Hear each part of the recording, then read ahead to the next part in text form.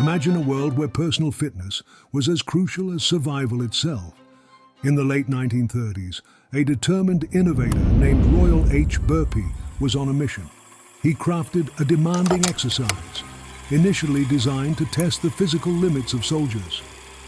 Little did he know, this simple yet powerful movement, starting with a squat, moving into a push-up, and exploding into a jump, would ignite a fitness revolution.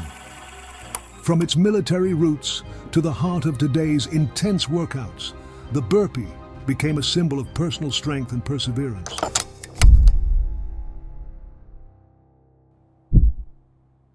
So I just listened to Bill and Karyana's podcast. And I know when Karyana and I had talked about this workout over a year ago, I guess, a year and a half ago when we were first creating the Sisyphus Gauntlet, she was talking about how it was like impossible for her not to count. And I feel like that's going to be really hard for me too, but I am leaning toward not counting, which would be a really big deal for me. Like, it already bothers me that I wouldn't know how many I got. But I also, based off of listening to that, you know, they kind of encourage that for somebody that would struggle with that potentially.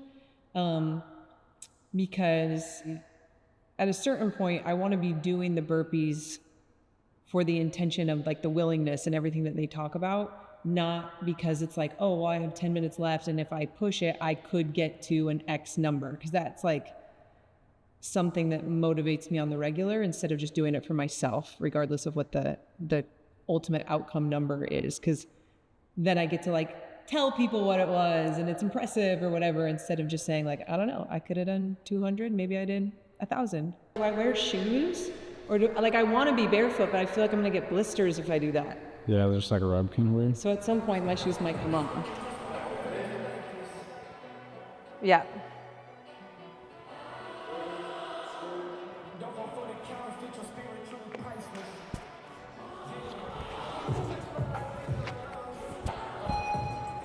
Oh, I did an extra burpee?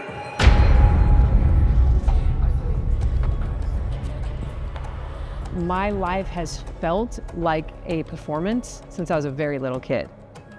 And obviously with my job and, you know, my career up to this point in fitness, it has very much been a performance. Like I'm on camera a lot, or competing, or up in front of people, like doing the seminars. And so one of the reasons that I don't want to count, and I wanted to be in here alone. Of course, I'm being filmed, so what?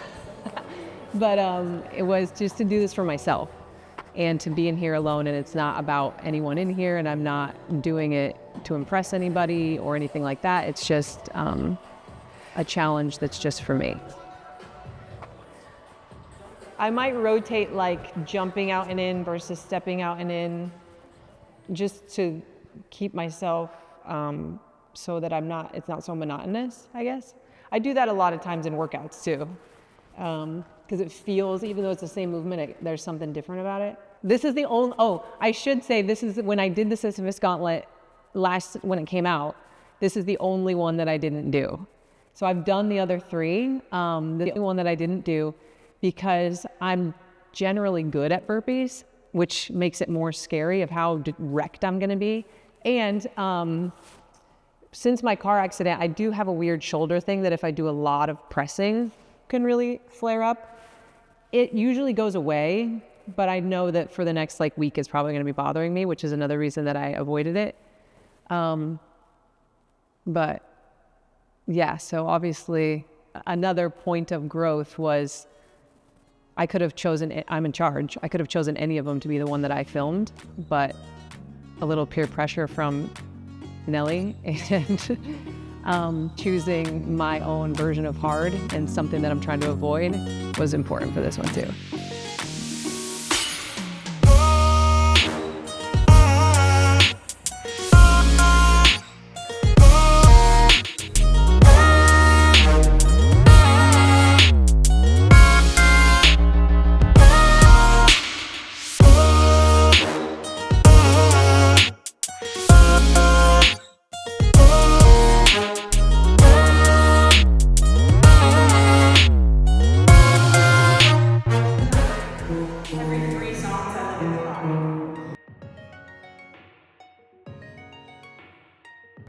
that making it feel better or worse for you?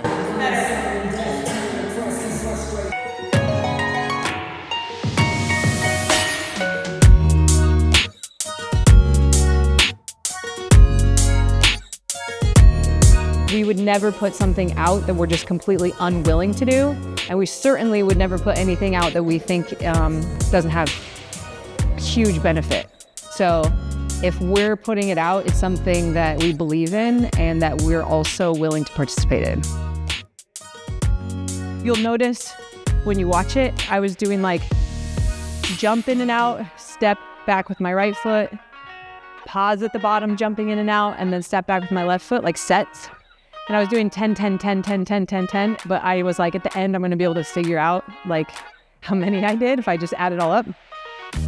So I was doing like random numbers. Like sometimes I would do 7 of each, sometimes I would do 6 of each, 4, 5, 8, usually 8, 10, or 6. But that helped me because unless I watched the whole video, I have no idea how many.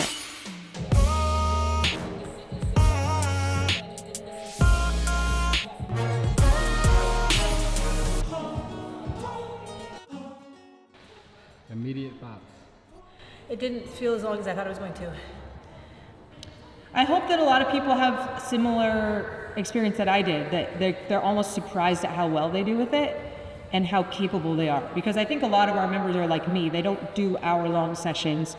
They've probably never done 30 minutes of burpees, let alone an hour. So I think all of us go into it with this idea that it's gonna be so horrible and that I don't know if I'm gonna be able to make it, and and I hope a lot of people have a similar experience and they can just feel like, wow, I'm capable of going outside of my normal day-to-day and I'm fit for anything I wanna go do in my life because of these, dumbbell workouts that I do in my living room, and that's pretty cool. All right, I'm like 40 minutes, maybe something like that, post burpees. And when Nelson was interviewing me afterwards and he was asking me like, what were the moments that you had? I knew I had something, but I had just done an hour of burpees. And so my mind was not functioning. But as I was driving over here to pick up my burger and fries that I'm about to crush, I remembered what I wanted to say. The moment that I had during probably like halfway in, maybe around like the 28 to 35 minute mark, was that for me personally, I do better in every area of my life most of the time when I focus and stay in my own lane, when I'm not comparing myself to anyone else, when I'm not trying to compete with anyone else, when I'm not trying to impress anyone else, but when I'm being authentically me.